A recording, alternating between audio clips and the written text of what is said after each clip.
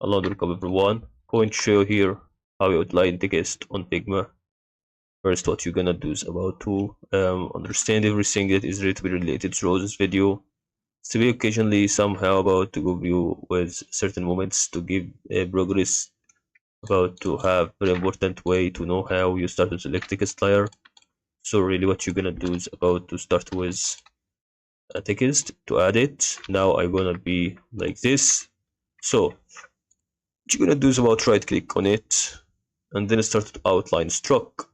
Now once you do that, you start to convert text to a certain into vector shapes.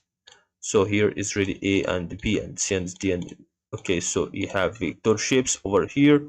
Adjusting points if needed. You can actually adjust any side of this, and that is all about how you do it. If it's really satisfied with converting this kind of stroke, this really very important to understand. And goodbye.